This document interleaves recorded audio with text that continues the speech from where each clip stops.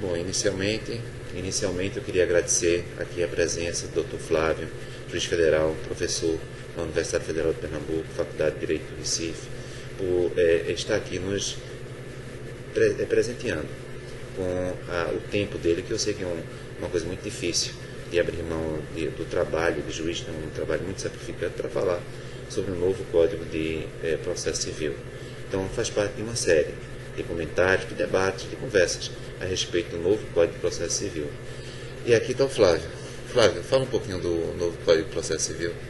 Pois é, esse Código de Processo, ele tem recebido algumas críticas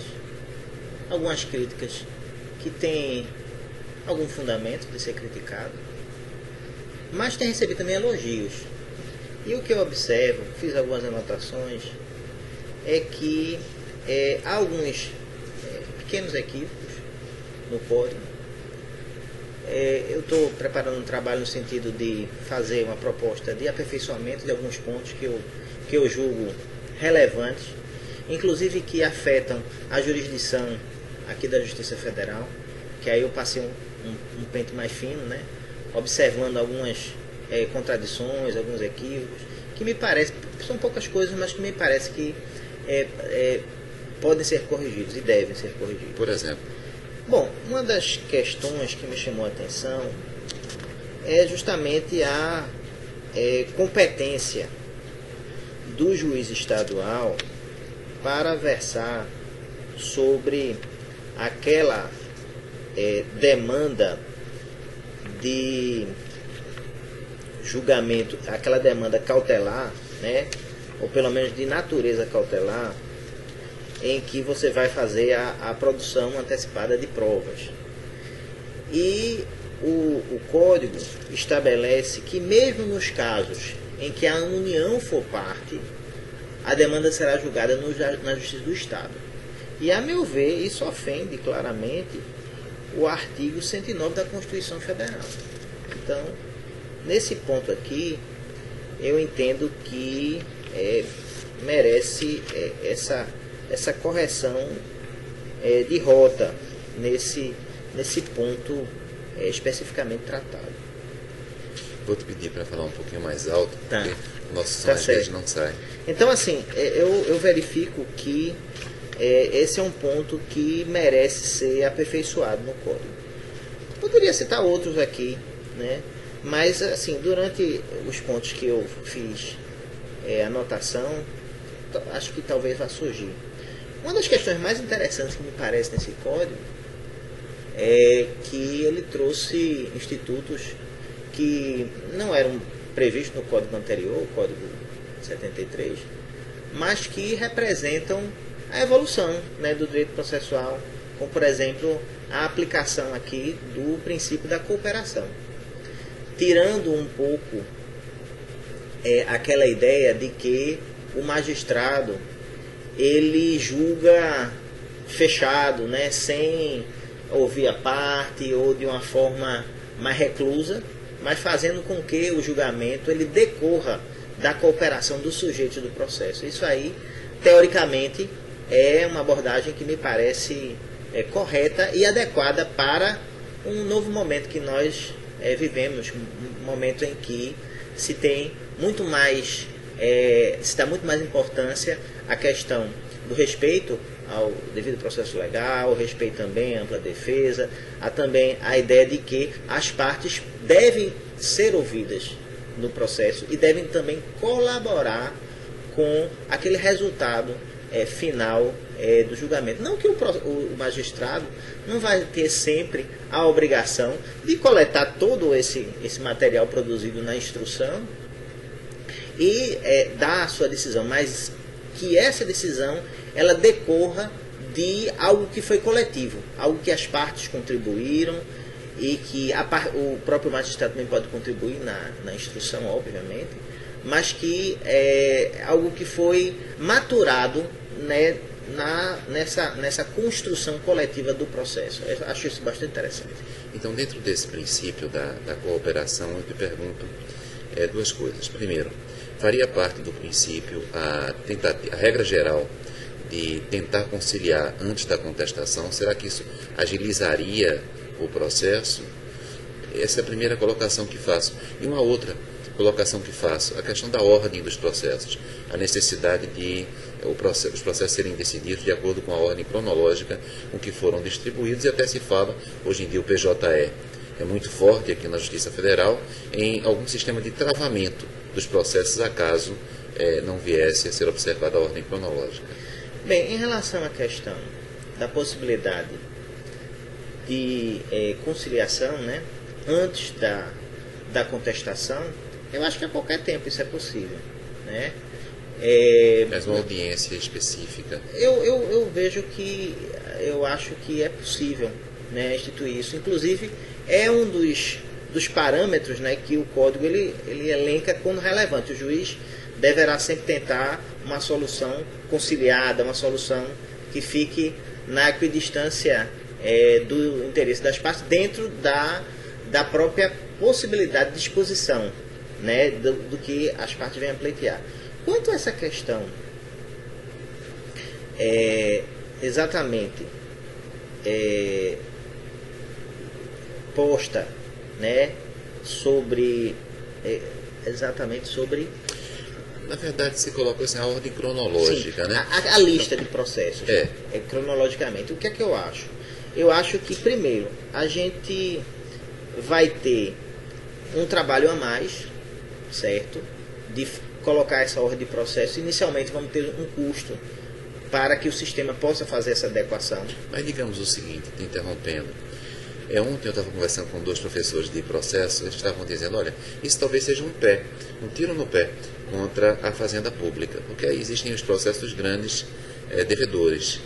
E esses processos dos grandes devedores talvez merecessem uma atenção especial em relação àqueles processos que podem ser até mais antigos, de pequenos devedores, né? Às vezes até de dívidas que poderiam ser, de algum modo, abstraídas. Não é? Existe um dispositivo no código, né, que diz que os processos que possuírem características excepcionais, eles podem ser julgados fora da ordem. É o inciso 9 do artigo 12, certo? Ele elenca uma série de situações em que é possível, processos repetitivos, processos de matéria já vencida, certo? Então, você vai fazer um julgamento em bloco, ou julgamento mais rápido, porque são processos que, né, já não tem muita discussão a fazer. Então, esses processos podem ser julgados mais rápidos. E há uma válvula de escape geral, que são esses processos em situações excepcionais, no inciso 9 do artigo 12. E aí é interessante, seria até interessante a gente ver aqui o texto da norma, se tivesse aí disponível, para ver o texto do inciso 9, porque agora me veio uma outra questão, que a ideia é que você pudesse julgar fora da lista, mas esse julgamento fora da lista seria considerado apenas para julgar depois, admitindo-se também julgar antes. Então agora sempre fundamentando as razões pelas quais você está julgando fora da lista. Então há essa norma que prevê essa válvula de escape. Então, assim, em relação a esse questionamento da fazenda, eu penso que o sistema ele prevê uma solução. Ainda dentro do princípio da cooperação, houve um veto. Na verdade, ocorreram 6 vetos por parte da Presidência da República. Um dos vetos foi em torno do artigo 35, que trata da cooperação jurídica internacional. Eu vou ler aqui a razão do veto e eu queria te escutar. Certo. É pequena a razão do veto, eu acho que é possível ler. Em relação a esse artigo 35, que trata da cooperação jurídica internacional, o veto da Presidência da República diz: consultados o Ministério Público Federal e o Superior Tribunal de Justiça, entendeu-se que o dispositivo impõe que determinados atos sejam praticados exclusivamente por meio de carta rogatória, o que afetaria a celeridade e a efetividade da cooperação jurídica internacional, que, nesses casos, poderia ser processada pela via do auxílio direto. Então, Esse dispositivo fala em cooperação entre o órgão jurisdicional brasileiro e o estrangeiro para a prática de ato de citação, intimação, notificação judicial, colheita de provas, obtenção de informações e cumprimento de decisão interlocutória, sempre que o ato estrangeiro constituir decisão a ser executada no Brasil. O que é que tu achas? Essas razões de veto, que, digamos assim, abrem espaço para o auxílio direto, para além da carta rogatória, ela te convence? Seria uma razão razoável? Veja bem, o que ocorre, né? O auxílio direto como modalidade de cooperação internacional, ela acabou constando do código, né? Está previsto lá no código, né? Inclusive, é interessante que eu anotei aqui que a competência da Justiça Federal para versar sobre essas causas do auxílio direto. Eu penso que o Estado brasileiro, quando ele atua perante outras ordens jurídicas internacionais, ele atua com soberania. Então, de certa forma, é uma situação que extrapola um pouco, né? Acho que os limites do processo, e eu entendo assim como aceitáveis, né? Diante do papel que o Estado brasileiro deve ter perante as outras ordens internacionais. Então, eu não... Sistema recursal, Flávio. Então, esse código vem com a promessa de haver simplificado o sistema recursal. Certo. Ele, na tua perspectiva, ele realmente simplificou o sistema recursal? Por quê? Alguns recursos, eles foram extirpados, né? Não constam mais. E os embargos infringentes, né? Eles não estão mais presentes, né? Mas a questão de simplificação recursal, eu diria, eu não sei se vai atender, certo, exatamente a pretensão, porque eu vejo na realidade a criação de outros mecanismos que talvez gere um maior travamento no processo, como por exemplo a questão de sempre ter necessidade de ouvir a parte adversa quando houver, o juiz tiver que aplicar uma matéria de ofício que não foi objeto de discussão pelas partes. Isso está previsto no Código. Então, bom, inicialmente eu queria agradecer aqui a presença do Dr. Flávio, juiz federal, professor na Universidade Federal de Pernambuco, Faculdade de Direito do Recife, por estar aqui nos presenteando com o tempo dele, que eu sei que é uma coisa muito difícil de abrir mão do trabalho de juiz, que é um trabalho muito sacrificante, para falar sobre o novo Código de Processo Civil. Então, faz parte de uma série de comentários, de debates, de conversas a respeito do novo Código de Processo Civil. E aqui está o Flávio. Flávio, fala um pouquinho do novo Código de Processo Civil. Pois é, esse Código de Processo, ele tem recebido algumas críticas que têm algum fundamento de ser criticado, mas tem recebido também elogios. E o que eu observo, fiz algumas anotações, é que há alguns pequenos equívocos no código.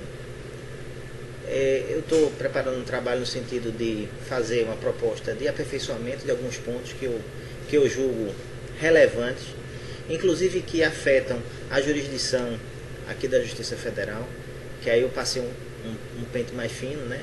Observando algumas contradições, alguns equívocos, que me parece, são poucas coisas, mas que me parece que podem ser corrigidos e devem ser corrigidos. Por exemplo?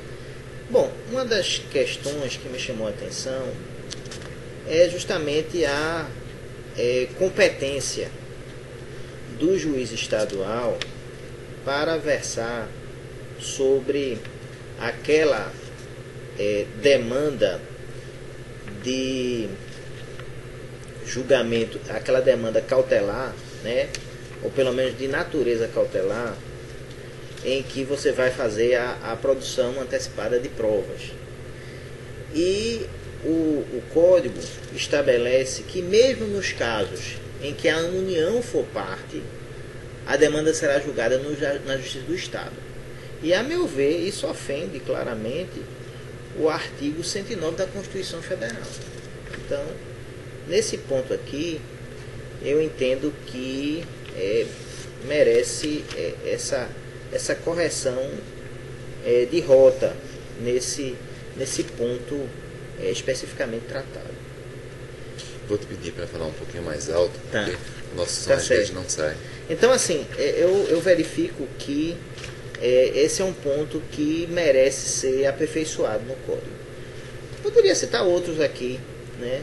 Mas, assim, durante os pontos que eu fiz anotação, acho que talvez vá surgir.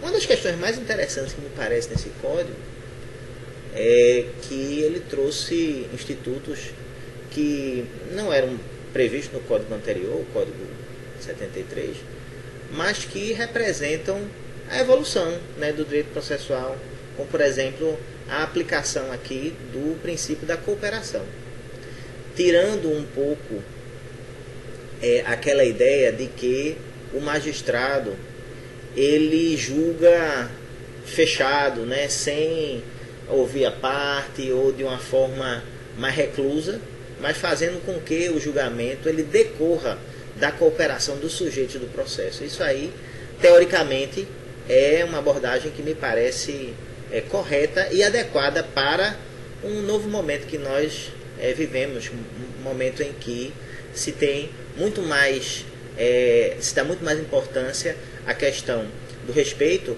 ao devido processo legal, o respeito também à ampla defesa, há também a ideia de que as partes devem ser ouvidas no processo e devem também colaborar com aquele resultado final do julgamento. Não que o magistrado não vai ter sempre a obrigação de coletar todo esse material produzido na instrução e dar a sua decisão, mas que essa decisão ela decorra de algo que foi coletivo, algo que as partes contribuíram e que o próprio magistrado também pode contribuir na instrução, obviamente, mas que é algo que foi maturado, né, nessa construção coletiva do processo. Eu acho isso bastante interessante.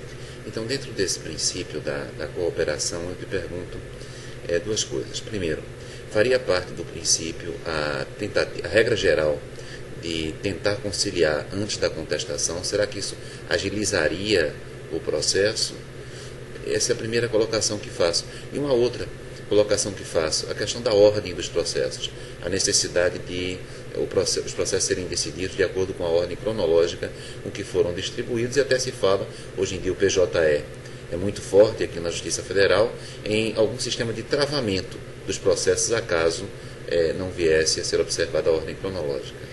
Bem, em relação à questão da possibilidade de conciliação, né, antes da contestação, eu acho que a qualquer tempo isso é possível, né?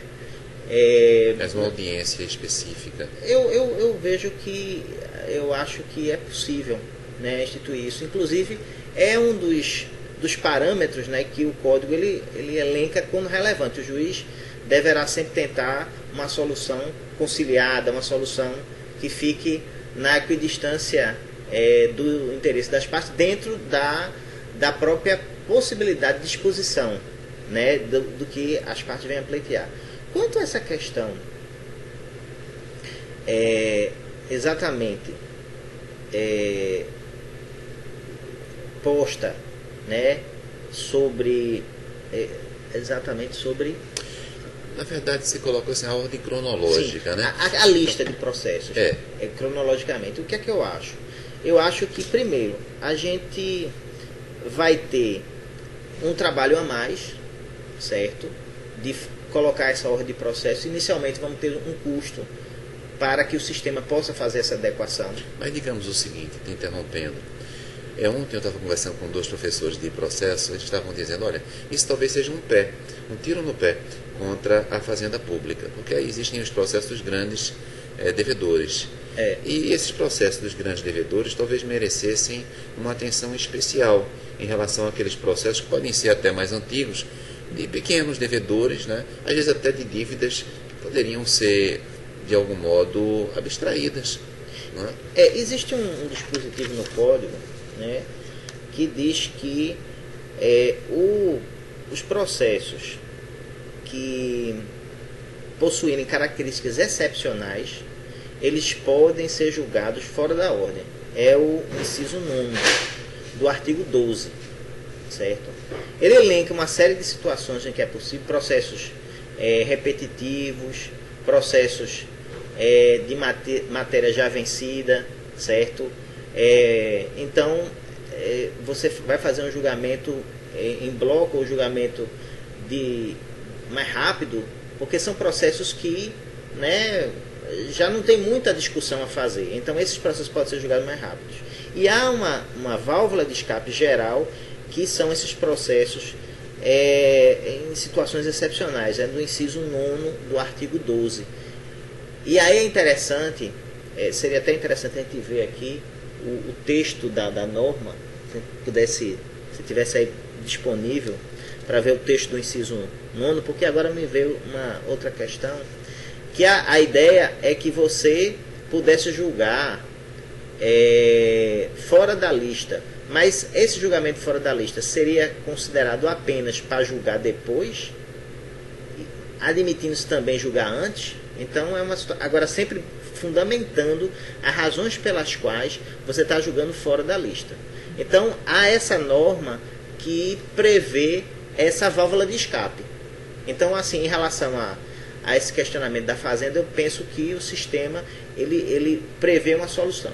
Ainda dentro do princípio da cooperação, houve um veto. Na verdade, ocorreram seis vetos por parte da Presidência da República. Um dos vetos foi em torno do artigo 35, que trata da cooperação jurídica internacional. Eu vou ler aqui a razão do veto e eu queria te escutar. Certo. É pequena a razão do veto, eu acho que é possível ler. Em relação a esse artigo 35, que trata da cooperação jurídica internacional, o veto da Presidência da República diz: consultados o Ministério Público Federal e o Superior Tribunal de Justiça, entendeu-se que o dispositivo impõe que determinados atos sejam praticados exclusivamente por meio de carta rogatória, o que afetaria a celeridade e a efetividade da cooperação jurídica internacional, que, nesses casos, poderia ser processada pela via do auxílio direto. Então, esse dispositivo fala em cooperação entre o órgão jurisdicional brasileiro e o estrangeiro para a prática de ato de citação, intimação, notificação judicial, colheita de provas, obtenção de informações e cumprimento de decisão interlocutória, sempre que o ato estrangeiro constituir decisão a ser executada no Brasil. O que é que tu achas? Essas razões de veto, digamos assim, abrem espaço para o auxílio direto, para além da carta rogatória. Ela te convence? Seria uma razão razoável? Veja bem, o que ocorre, né? O auxílio direto como modalidade de cooperação internacional, ela acabou constando do código, né? Está previsto lá no código, né?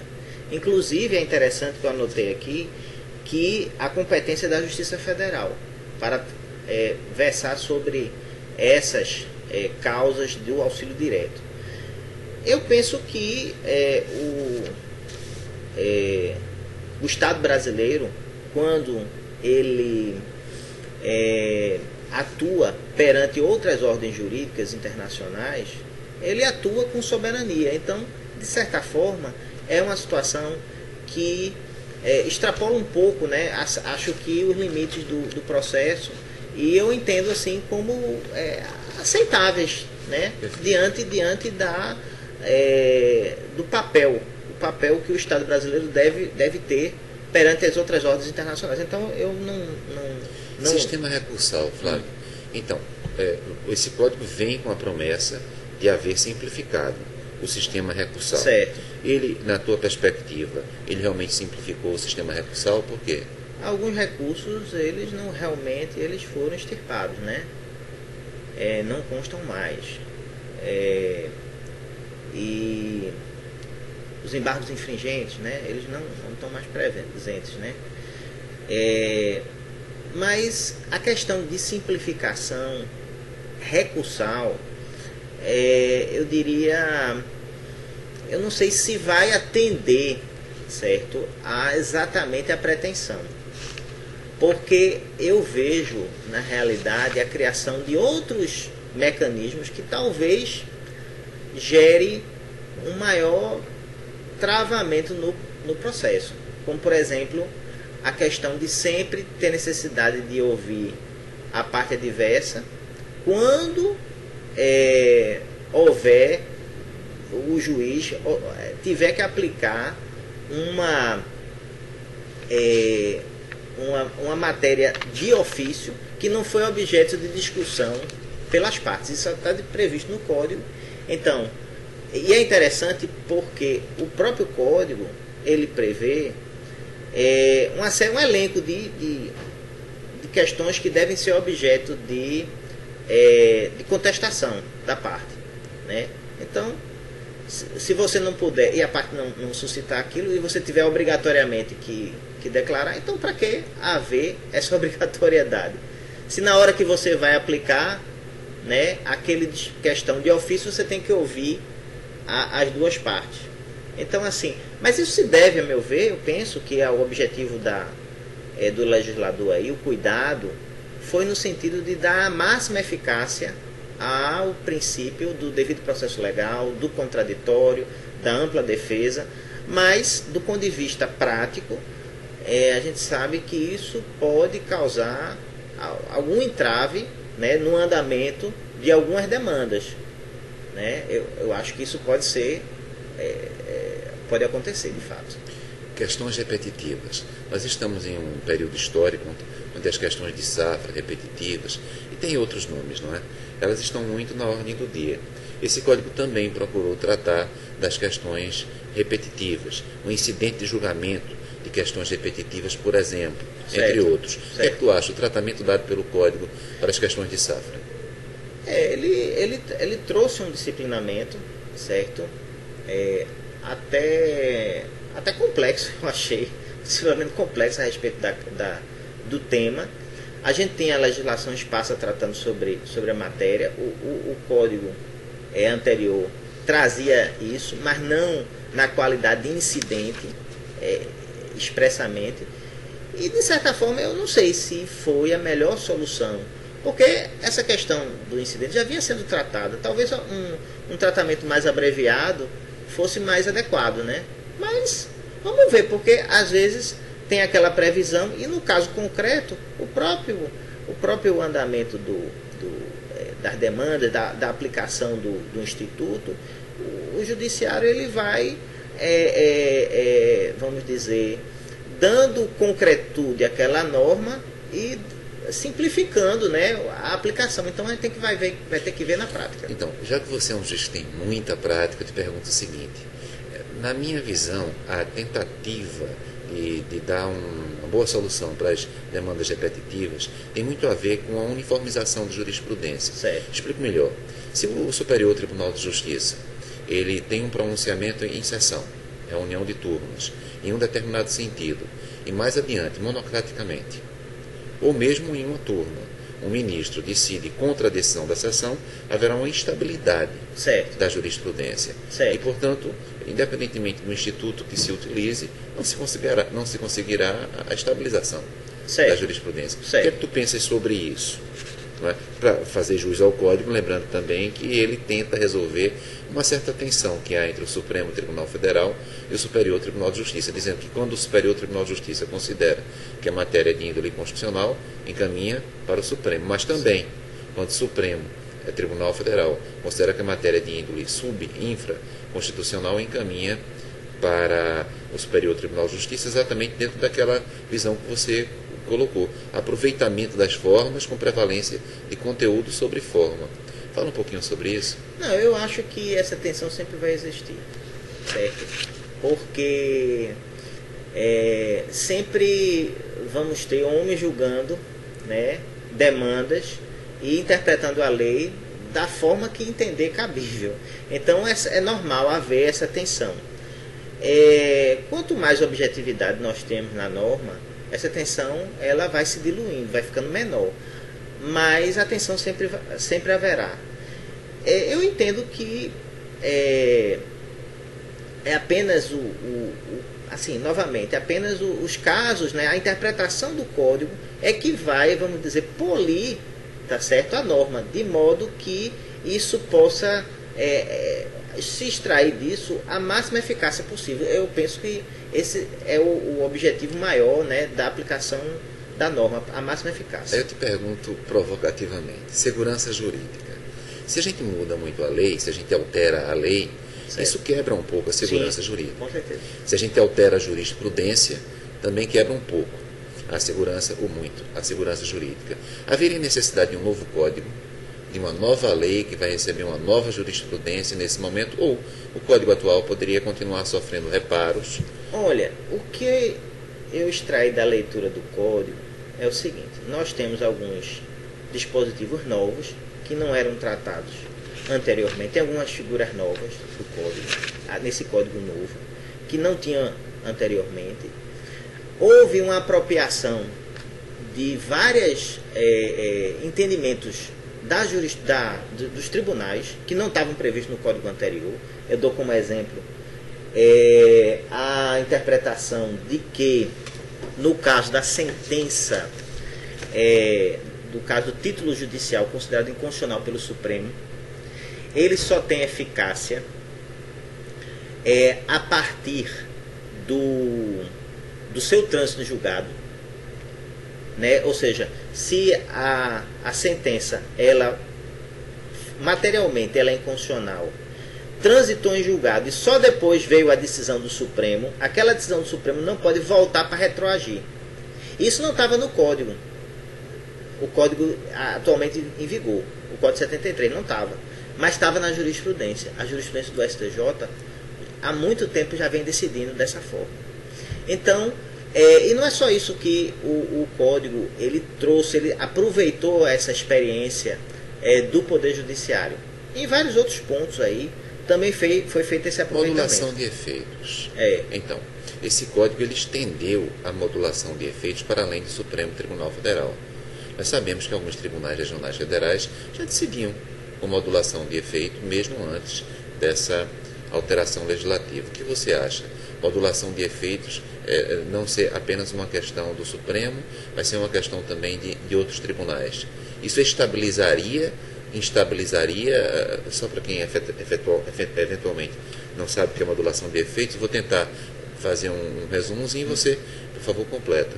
Então, uma decisão ela vai em um determinado sentido, mas por questões de interesse social, questões de segurança, entende-se que ela, embora tenha sido decidida em um determinado sentido, ela deve retroagir até uma determinada data.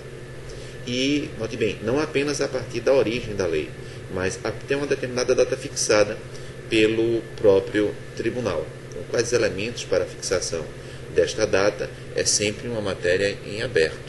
Sim. Então, a extensão do Instituto da Modulação de Efeitos. Veja bem, quando você